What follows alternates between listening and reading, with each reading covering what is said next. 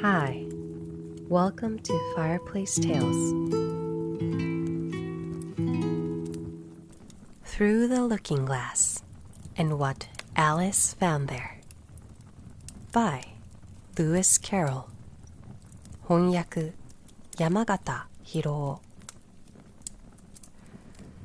Chapter 1 Looking Glass House. One thing was certain, that the white kitten had had nothing to do with it. It was the black kitten's fault entirely, for the white kitten had been having its face washed by the old cat for the last quarter of an hour, and bearing it pretty well, considering. So you see that it couldn't have had any hand in the mischief. The way Dinah washed her children's faces was this. First, she held the poor thing down by its ear with one paw. And then with the other paw, she rubbed its face all over, the wrong way, beginning at the nose. And just now, as I said, she was hard at work on the white kitten, which was lying quite still and trying to purr, no doubt feeling that it was all meant for its good. But the black kitten had been finished with earlier in the afternoon.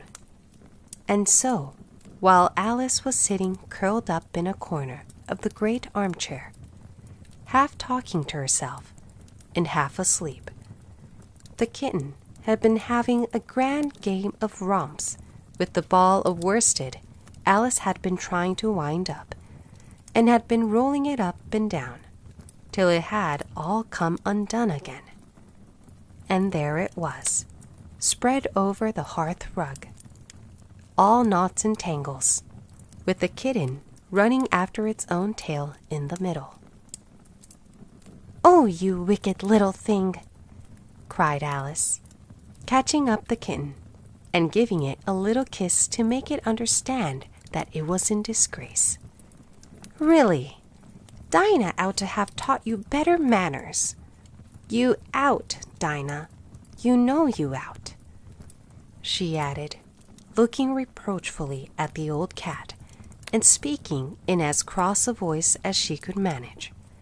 And then she scrambled back into the armchair, taking the kitten and the worsted with her, and began winding up the ball again.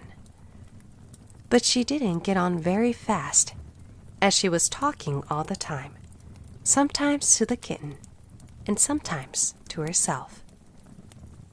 Kitty sat very demurely on her knee, pretending to watch the progress of the winding, and now and then putting out one paw and gently touching the ball, as if it would be glad to help, if it might. "Do you know what tomorrow is, Kitty?" Alice began. "You'd have guessed if you'd been up in the window with me. Only Dinah was making you tidy, so you couldn't. I was watching the boys getting in sticks for the bonfire, and it wants plenty of sticks, Kitty. Only it got so cold, and it snowed, so they had to leave off. Never mind, Kitty. We'll go and see the bonfire tomorrow." Here, Alice wound 2 or 3 turns of the worsted round the kitten's neck, just to see how it would look. This led to a scramble, in which the ball rolled down upon the floor, and yards of it got unwound again. "Do you know, I was so angry, Kitty," Alice went on as soon as they were comfortably settled again. "When I saw all the mischief you had been doing, I was very nearly opening the window and putting you out into the snow. And you'd have deserved it, you little mischievous darling. What have you got to say for yourself? Now, don't interrupt me," she went on, holding up one finger. "I'm going to tell you all your faults. Number 1, you squeaked twice while Dinah was washing your face this morning. Now you can't deny it, Kitty. I heard you. What's that you say? pretending that the kitten was speaking. Her paw went into your eye? Well, that's your fault for keeping your eyes open. If you'd shut them tight up, it wouldn't have happened. Now, don't make any more excuses, but listen. Number 2. You pulled Snowdrop away by the tail, just as I had put down the saucer of milk before her. What?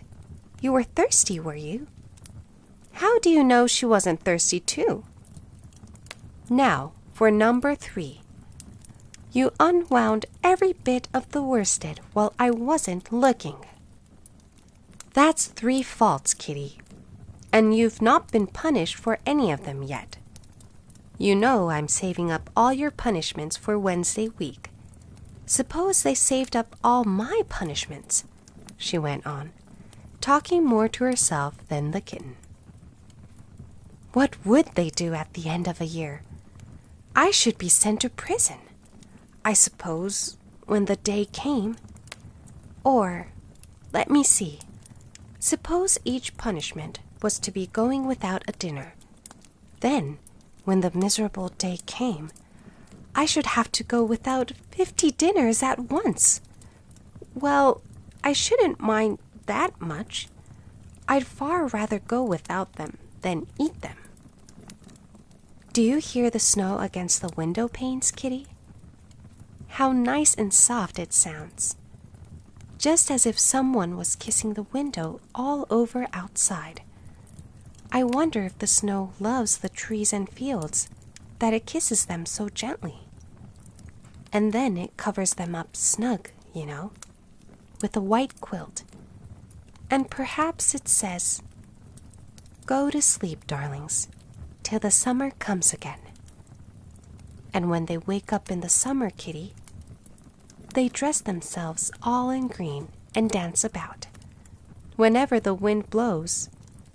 Oh, that's very pretty, cried Alice, dropping the ball of worsted to clap her hands. And I do so wish it was true. I'm sure the woods look sleepy in the autumn, when the leaves are getting brown. Kitty, can you play chess? Now, don't smile, my dear. I'm asking it seriously. Because when we were playing just now, you watched just as if you understood it. And when I said, check, you purred. Well, it was a nice check, Kitty. And really, I might have won. If it hadn't been for that nasty knight that came wiggling down among my pieces.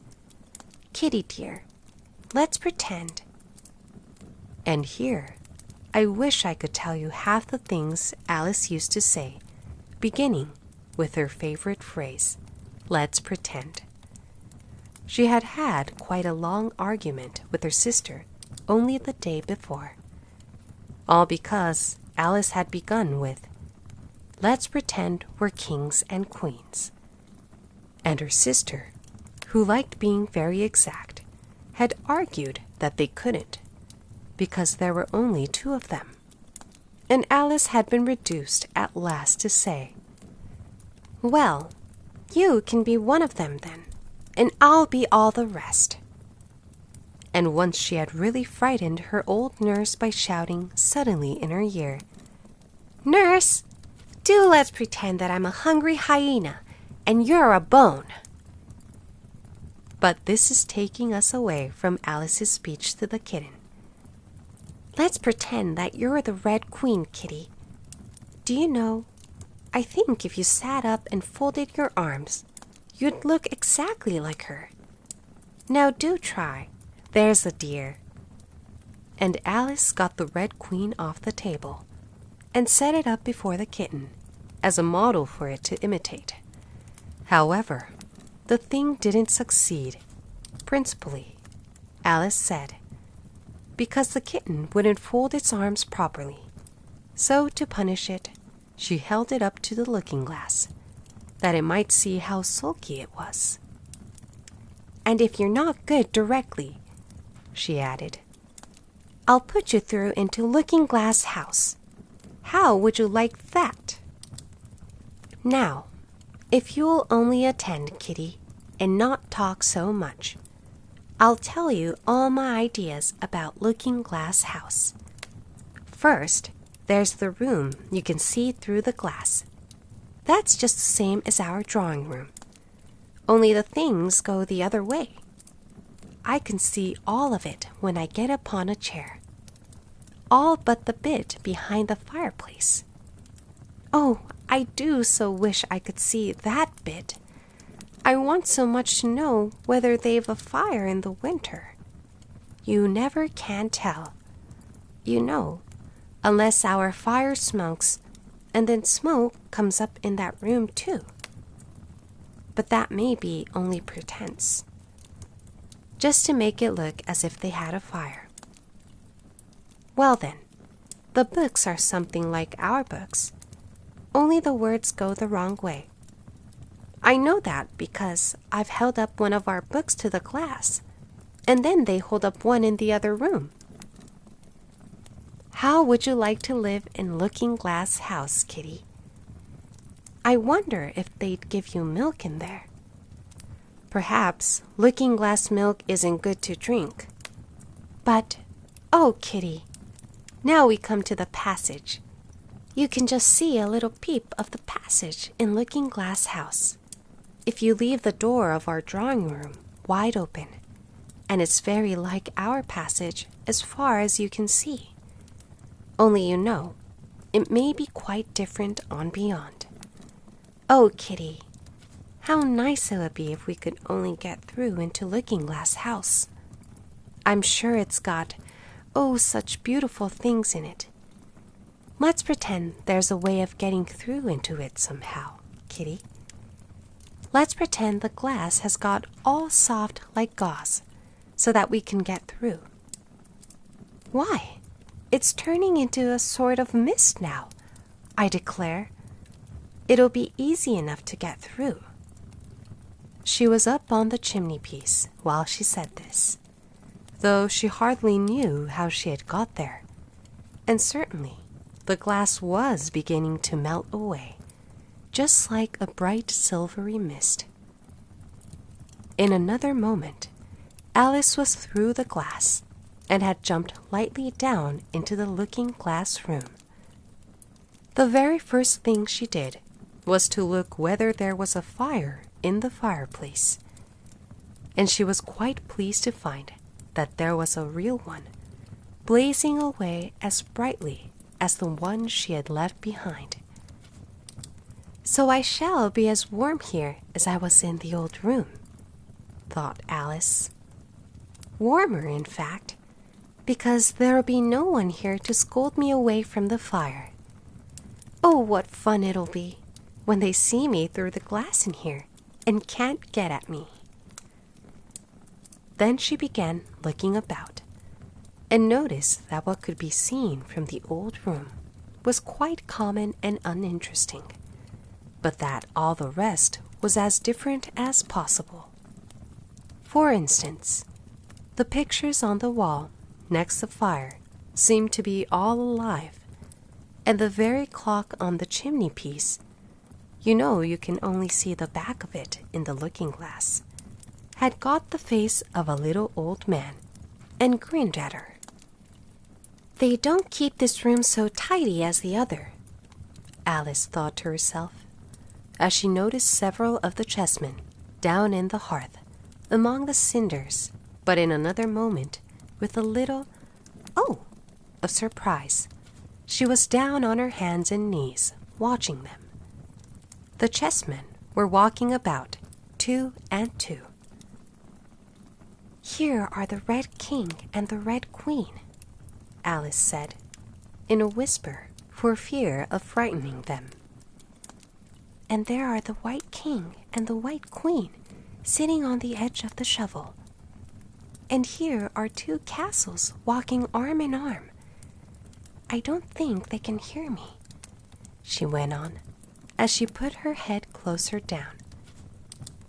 And I'm nearly sure they can't see me. I feel somehow as if I were invisible. Here something began squeaking on the table behind Alice, and made her turn her head just in time to see one of the white pawns roll over and begin kicking. She watched it with great curiosity to see what would happen next. "It is the voice of my child!" the White Queen cried out as she rushed past the king, so violently that she knocked him over among the cinders. "My precious Lily!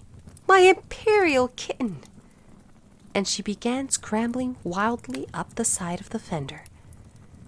"Imperial fiddlestick!" said the king, rubbing his nose, which had been hurt by the fall. He had a right to be a little annoyed with the queen, for he was covered with ashes from head to foot. Alice was very anxious to be of use, and, as the poor little Lily was nearly screaming herself into a fit, she hastily picked up the queen and set her on the table by the side of her noisy little daughter. The queen gasped and sat down. The rapid journey through the air had quite taken away her breath, and for a minute or two she could do nothing but hug the little Lily in silence. As soon as she had recovered her breath a little, she called out to the White King, who was sitting sulkily among the ashes. "Mind the volcano!" "What volcano?" said the king, looking up anxiously into the fire, as if he thought that was the most likely place to find one. "Boo me up!" panted the queen, who was still a little out of breath. "Mind you come up, the regular way. Don't get blown up." Alice watched the White King as he slowly struggled up from bar to bar, till at last she said, "Why, you'll be hours and hours getting to the table at that rate. I'd far better help you, hadn't I?" But the king took no notice of the question. It was quite clear that he could neither hear her nor see her. So Alice picked him up very gently and lifted him across more slowly than she had lifted the queen, that she mightn't take his breath away. But before she put him on the table, she thought she might as well dust him a little. He was so covered with ashes. She said afterwards that she had never seen in all her life such a face as the king made when he found himself held in the air by an invisible hand and being dusted.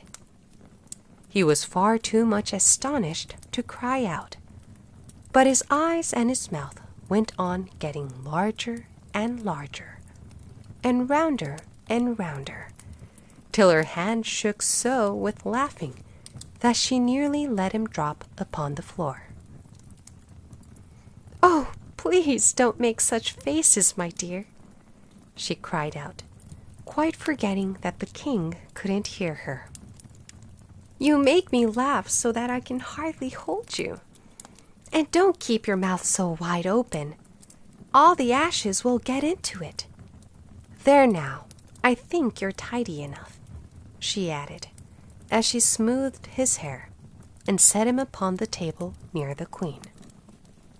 The king immediately fell flat on his back and lay perfectly still, and Alice was a little alarmed at what she had done and went round the room to see if she could find any water to throw over him.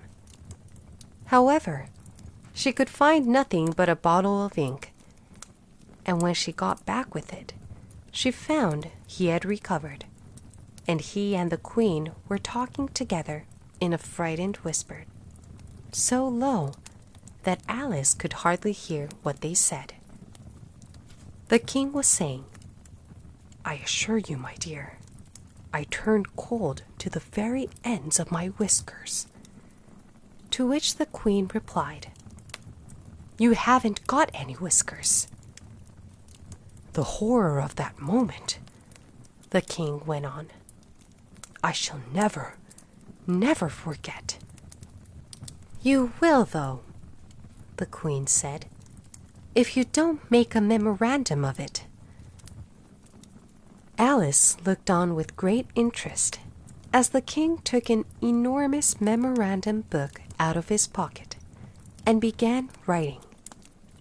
A sudden thought struck her, and she took hold of the end of the pencil, which came some way over his shoulder, and began writing for him. The poor King looked puzzled and unhappy, and struggled with the pencil for some time without saying anything.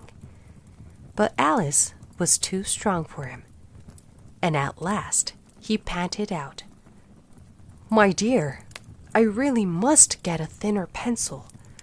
I can't manage this one a bit. It writes all manner of things that I don't intend." "What manner of things?" said the Queen, looking over the book in which Alice had put, "The White Knight is sliding down the poker.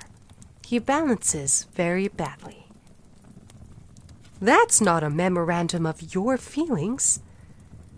There was a book lying near Alice on the table, and while she sat watching the White King, for she was still a little anxious about him, and had the ink all ready to throw over him in case he fainted again, she turned over the leaves to find some part that she could read.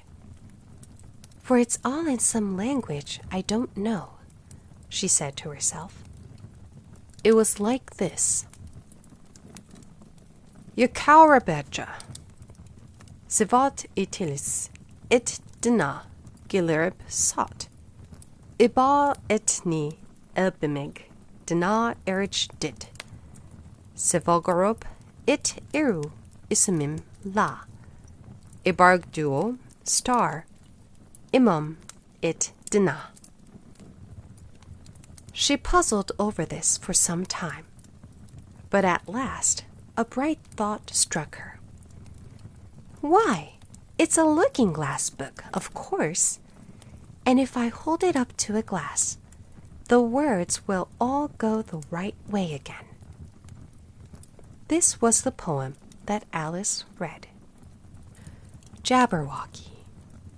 'Twas brillig, and the slithy toves did gyre and gimble in the wabe.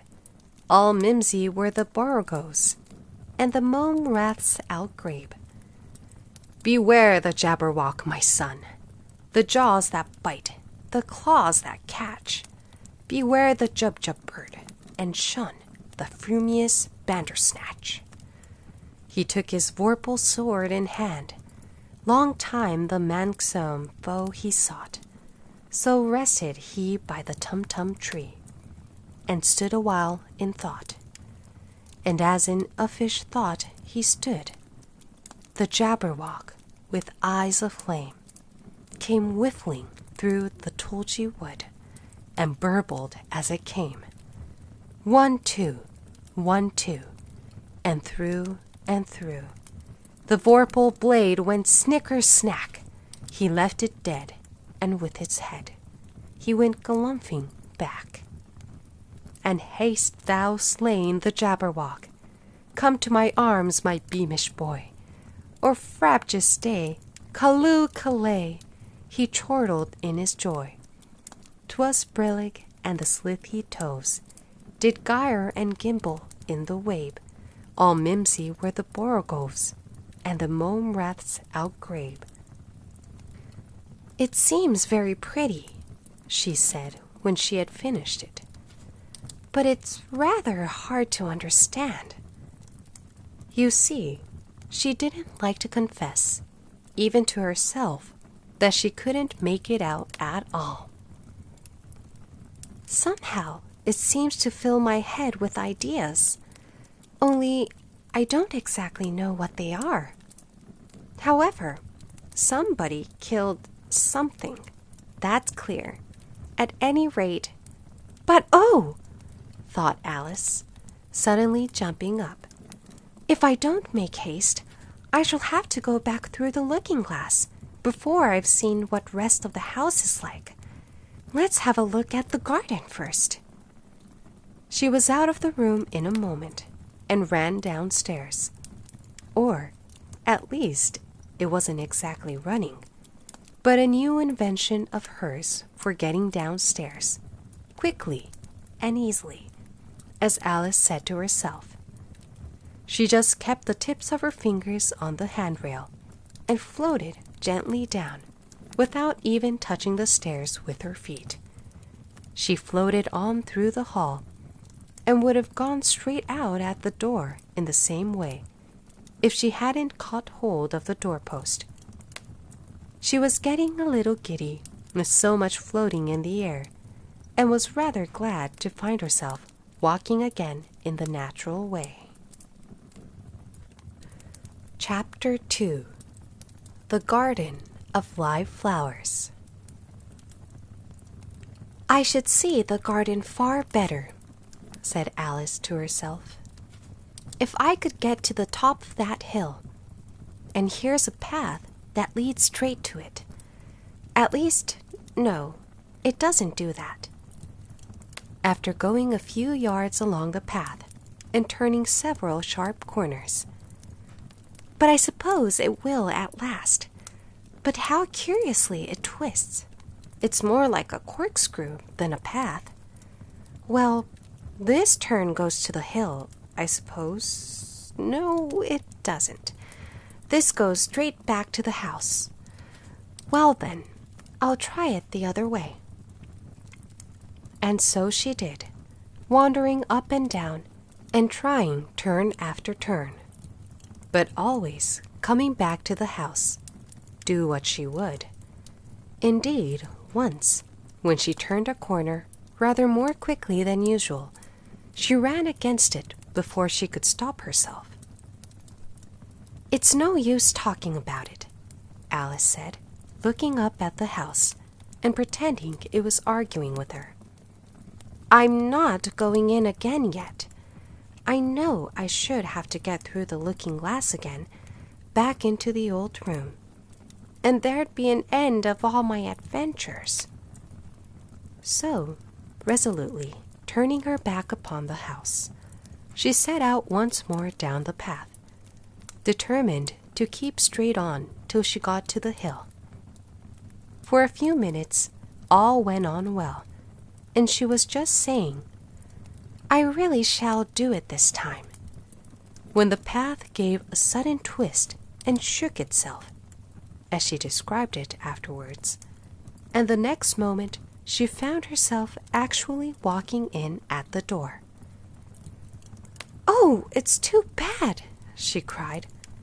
"I never saw such a house for getting in the way. Never." However, there was the hill full in sight, so there was nothing to be done but start again. This time she came upon a large flower bed with a border of daisies and a willow tree growing in the middle. "Oh, Tiger Lily," said Alice, addressing herself to one that was waving gracefully about in the wind, "I wish you could talk." "We can talk," said the Tiger Lily, "when there's anybody worth talking to." Alice was so astonished that she could not speak for a minute. It quite seemed to take her breath away. At length, as the Tiger Lily only went on waving about, she spoke again in a timid voice, almost in a whisper. "And can all the flowers talk?" "As well as you can," said the Tiger Lily, "and a great deal louder." "It isn't manners for us to begin, you know," said the Rose. "And I really was wondering when you'd speak," said I to myself. "Her face has got some sense in it, though it's not a clever one. Still, you're the right color, and that goes a long way." "I don't care about the color," the Tiger Lily remarked. "If only her petals curled up a little more, she'd be all right." Alice didn't like being criticized, so she began asking questions. Aren't you sometimes frightened at being planted out here, with nobody to take care of you? There's a tree in the middle, said the rose. What else is it good for? But what could it do if any danger came? Alice asked. It says bow wow, cried a daisy. That's why its branches are called boughs. Didn't you know that? Cried another daisy. And here they all began shouting together, till the air seemed quite full of little shrill voices. Silence, every one of you, cried the tiger lily, waving itself passionately from side to side and trembling with excitement. They know I can't get at them, it panted, bending its quivering head towards Alice, or they wouldn't dare to do it. Never mind, Alice said in a soothing tone, and stooping down to the daisies, who were just beginning again, she whispered, If you don't hold your tongues, I'll pick you. There was silence in a moment, and several of the pink daisies turned white. That's right, said the tiger lily. The daisies are worst of all. When one speaks, they all begin together, and it's enough to make one wither to hear the way they go on. How is it you can all talk so nicely? Alice said, hoping to get it into a better temper by a compliment. I've been in many gardens before, but none of the flowers could talk. Put your hand down and feel the ground, said the tiger lily. Then you'll know why. Alice did so. It's very hard, she said, but I don't see what that has to do with it. In most gardens, the tiger lily said, they make the beds too soft, so that the flowers are always asleep. This sounded a very good reason, and Alice was quite pleased to know it. I never thought of that before, she said. It's my opinion that you never think at all, the rose said in a rather severe tone. I never saw anybody that looked stupider, a violet said so suddenly that Alice quite jumped, for it hadn't spoken before. Hold your tongue, cried the tiger lily. As if you ever saw anybody. You keep your head under the leaves and snore away there till you know no more what's going on in the world than if you were a bud. Are there any more people in the garden besides me? Alice said, not choosing to notice the rose's last remark. There's one other flower in the garden that can move about like you, said the rose. I wonder how you do it. You're always wondering, said the tiger lily. But she's more bushy than you are. Is she like me? Alice asked eagerly, for the thought crossed her mind. There's another little girl in the garden somewhere. Well, she has the same awkward shape as you, the rose said. But she's redder, and her petals are shorter, I think. Her petals are done up close, almost like a dahlia, the tiger lily interrupted. Not tumbled about anyhow, like yours. But that's not your fault, the rose added kindly. You're beginning to fade, you know, and then one can't help one's petals getting a little untidy. Alice didn't like this idea at all, so, to change the subject, she asked, Does she ever come out here? I dare say you'll see her soon, said the rose. She's one of the thorny kind. Where does she wear the thorns? Alice asked, with some curiosity. Why, all round her head, of course, the rose replied. I was wondering you hadn't got some too. I thought it was the regular rule.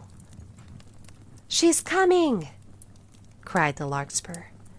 I hear her footstep. Thump, thump, thump, along the gravel walk. Alice looked round eagerly and found that it was the Red Queen. She's grown a good deal, was her first remark. She had indeed.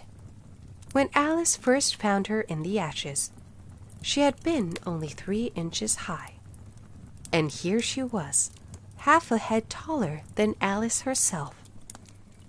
It's the fresh air that does it, said the rose. Wonderfully fine air it is out here. I think I'll go and meet her, said Alice, for though the flowers were interesting enough, she felt that it would be far grander to have a talk with the real queen. You can't possibly do that, said the rose. I should advise you to walk the other way. This sounded nonsense to Alice, so she said nothing, but set off at once towards the Red Queen. To her surprise, she lost sight of her in a moment, and found herself walking in at the front door again. A little provoked, she drew back, and after looking everywhere for the queen, whom she spied out at last a long way off, she thought she would try the plan, this time of walking in the opposite direction. It succeeded beautifully. She had not been walking a minute before she found herself face to face with the Red Queen, and full in sight of the hill she had been so long aiming at. Where do you come from? Said the Red Queen. And where are you going? Look up, speak nicely, and don't twiddle your fingers all the time. Alice attended to all these directions, and explained as well as she could that she had lost her way. I don't know what you mean by your way, said the Queen. All the ways about here belong to me. But why did you come out here at all? She added in a kinder tone. Curtsy while you're thinking what to say. It saves time. Alice wondered a little at this, but she was too much in awe of the Queen to disbelieve it. I'll try it when I go home, she thought to herself. The next time I'm a little late for dinner. It's time for you to answer now, the Queen said, looking at her watch. Open your mouth a little wider when you speak, and always say, Your Majesty. I only wanted to see what the garden was like, Your Majesty. That's right, said the Queen, patting her on the head, which Alice didn't like at all. Though, when you say garden, I've seen gardens compared with which this would be a wilderness. Alice didn't dare to argue the point, but went on. And I thought I'd try and find my way to the top of that hill. When you say hill, the Queen interrupted, I could show you hills in comparison with which you'd call that a valley. No, I shouldn't, said Alice, surprised into contradicting her at last. A hill can't be a valley, you know. That would be nonsense. The Red Queen shook her head. You may call it nonsense if you like, she said, but I've heard nonsense, compared with which that would be as sensible as a dictionary. Alice curtsied again, as she was afraid from the Queen's tone that she was a little offended, and they walked on in silence till they got to the top of the little hill. For some minutes, Alice stood without speaking, looking out in all directions over the country, and a most curious country it was, There was a number of tiny little brooks running straight across it from side to side, and the ground between was divided up into squares by a number of little green hedges that reached from brook to brook. "I declare it's marked out just like a large chessboard," Alice said at last.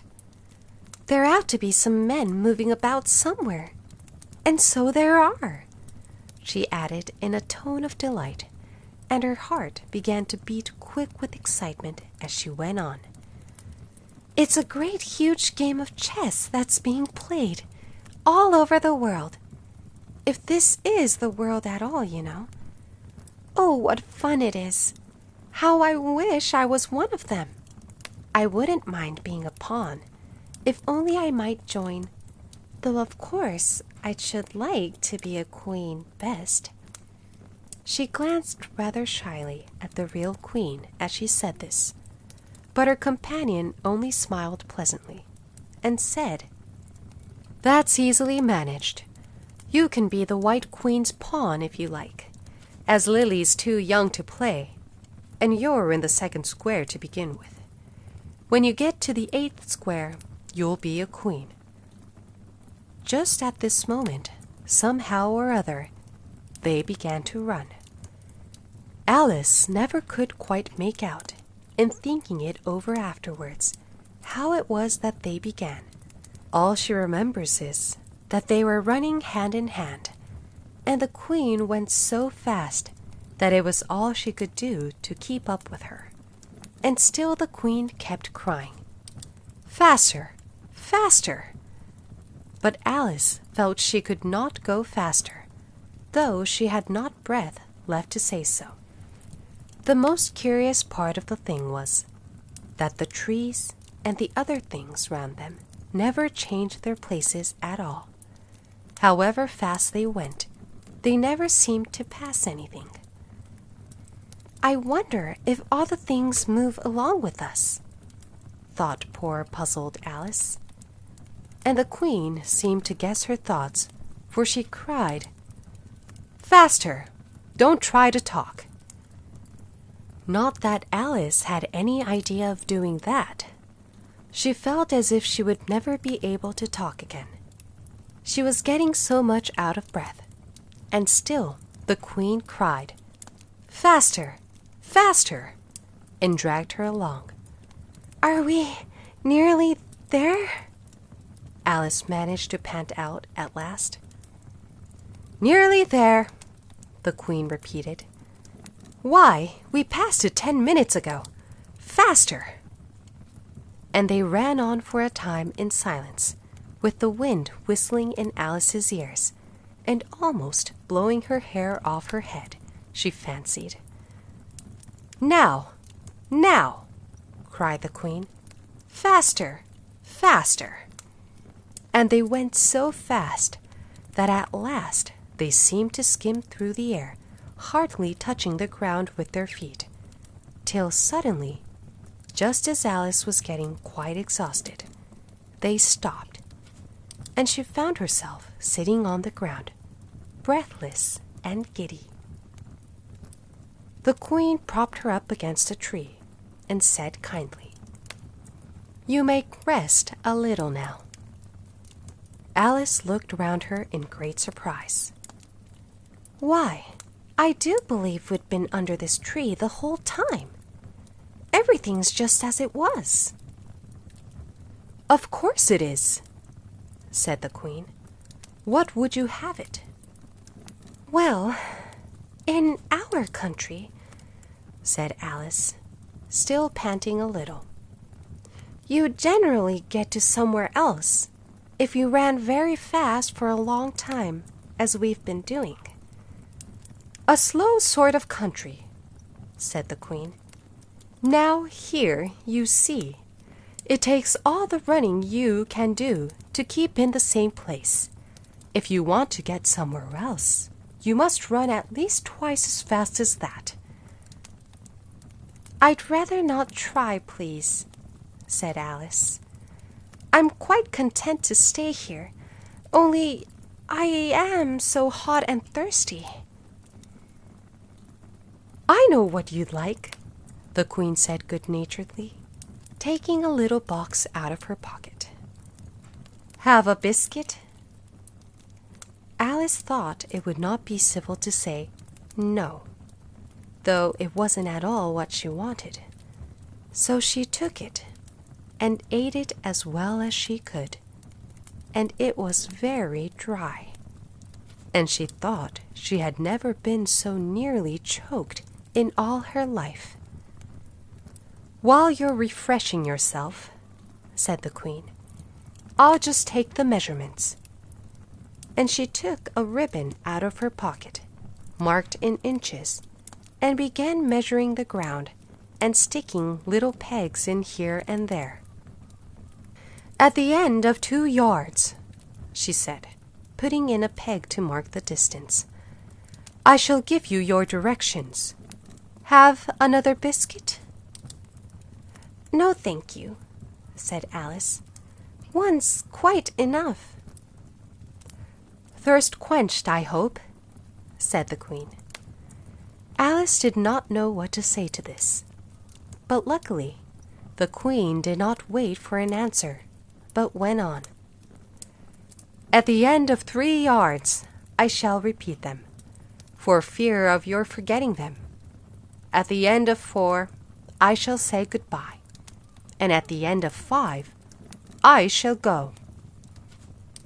She had got all the pegs put in by this time, and Alice looked on with great interest as she returned to the tree, and then began slowly walking down the row.